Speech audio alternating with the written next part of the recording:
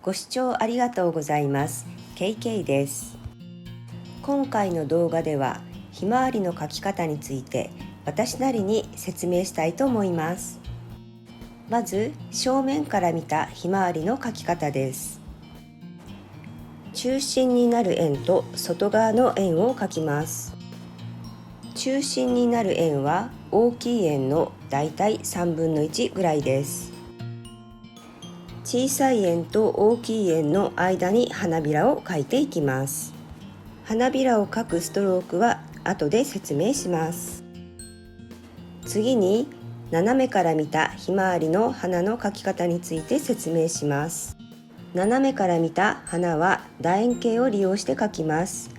大きい楕円形と小さい楕円形を描きます。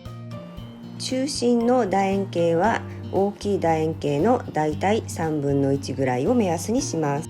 そして花びらはその間に描くのですが、上下の花びらは長く、左右の花びらはやや短くなります。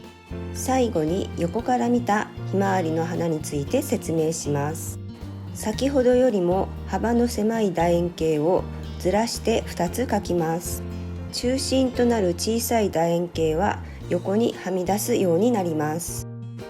そしてその中心となる小さい楕円形の円周から大きい楕円形の円周に向かって花びらを描いていきます。手前の花びらはとても短い花びらになります。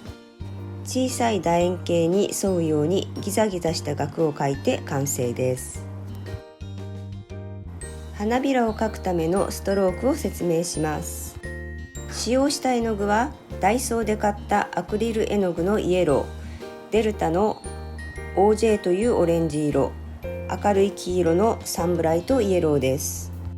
そしてマットバーニッシュという艶消し仕上げ用のニスを時々水の代わりに使い、薄い花びらを描きました。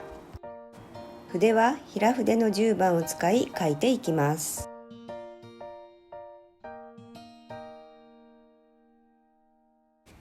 筆先を縦にし、プレッシャーをかけ、徐々に弱めながら上に抜いていきます。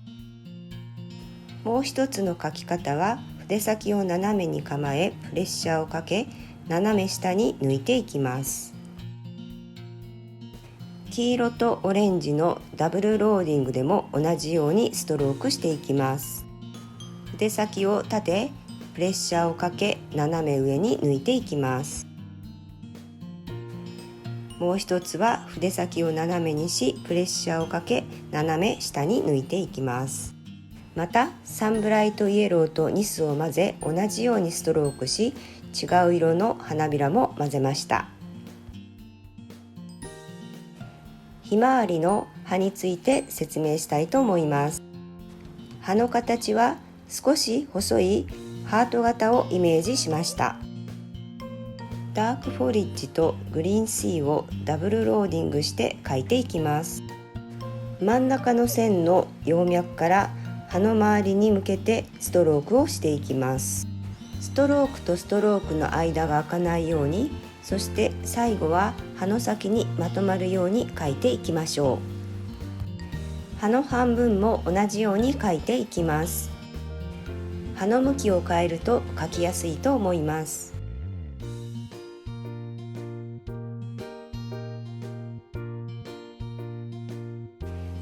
では実際に描いていきましょう。まずサンブライトイエローとニスで花びらを描いていきます。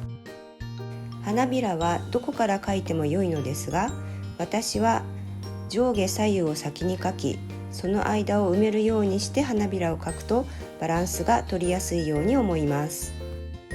次にイエローで花びらを描いていきます。内側から外側に向かってストロークをしても良いですし、外側から内側に向かってストロークしても良いと思います。さらにイエローとオレンジ色を使い花びらを描いていきます。2色のダブルローディングで描いていくのですが、色の出方により花びらにそれぞれ表情があり、とても楽しい瞬間です。どの色の花びらを多くするかは自分の好みで決めると良いと思います。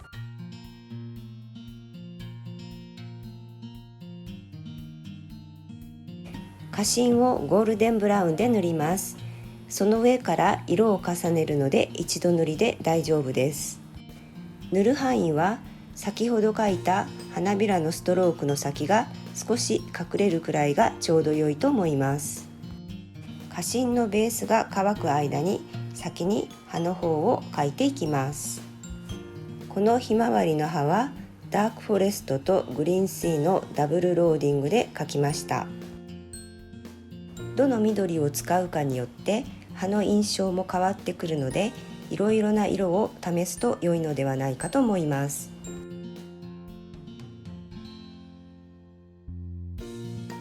茎も同じ筆で描いています。ひまわりの茎は太いので、ある程度の幅を持たせましょう。バーントアンバーのサイドローディングで花芯の中に同心円を描きます。一気に一筆で円を描いてもいいですし、何回かに分けて円を描いても良いと思います。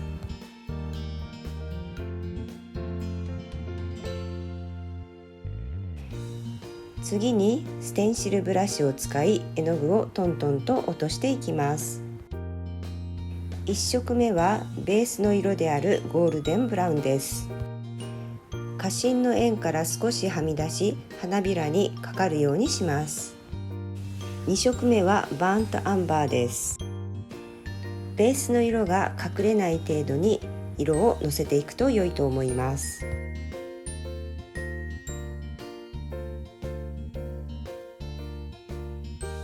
花芯の中央の1色目はグリーンシーです。そしてそれを周りの3色目として使います。最後にサンブライトイエローを使い好みの色に仕上げていきます。花芯の中央にも使いました。斜めから見たひまわりも同じように描いていきます。まずは上下左右の花びらを描きます。色は明るい黄色のサンブライトイエローです。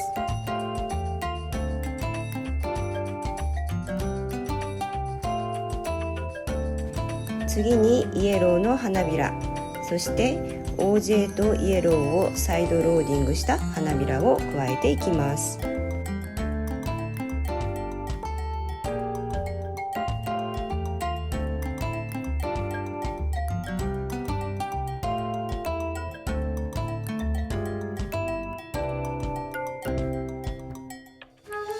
花芯はゴールデンブラウンの一度塗りです。このひまわりの葉っぱはダークフォレッジグリーンとグリーンシーのダブルローディングで描きました。先ほどの葉より少し明るい印象の葉になります。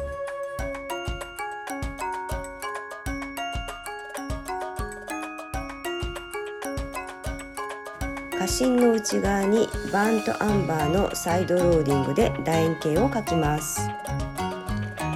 ステンシルブラシで先ほどの色の順番で花芯を仕上げていきます。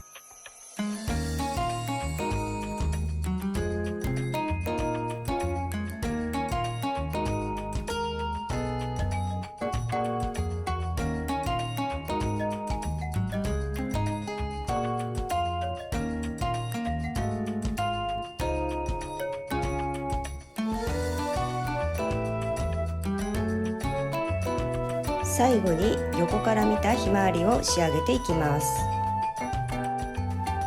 下絵の楕円形を目安に花びらを描いていきましょう。サンブライトイエローで花びらの位置や方向を決めると、後の花びらがとても描きやすくなります。元気の良いひまわりを描くために花びらのストロークを勢いよく描くと良いと思います。花芯の楕円形を手前の花びらを避けながら塗るのですが、少し花びらにかかっても後から修正するので大丈夫です。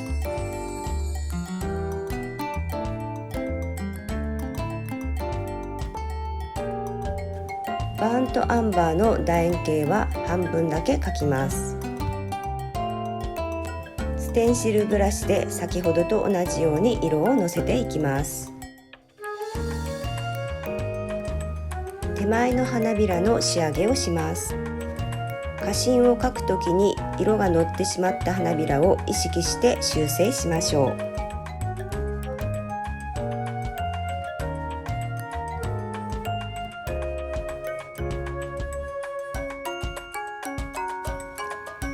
額は平筆の6番でとても短い S ストロークを描くようにして描いていきます。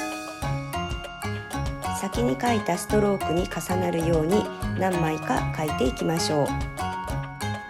色はダークフォリッジグリーンとグリーンシーをダブルローディングしています。額の中央からやや太めの茎を描いて出来上がりです。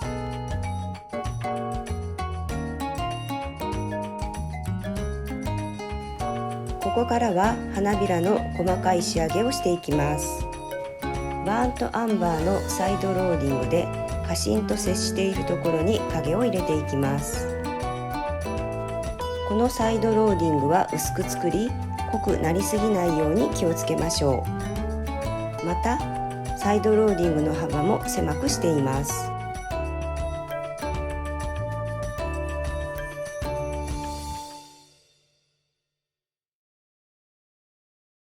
次にライナー筆で花びらにラインを入れていきます。このラインも細く薄くしたいのでバーントアンバーを多めの水で薄めて使っています。筆に含ませる絵の具も少しにしています。筆先を使いさっさっさと軽く描いていきましょう。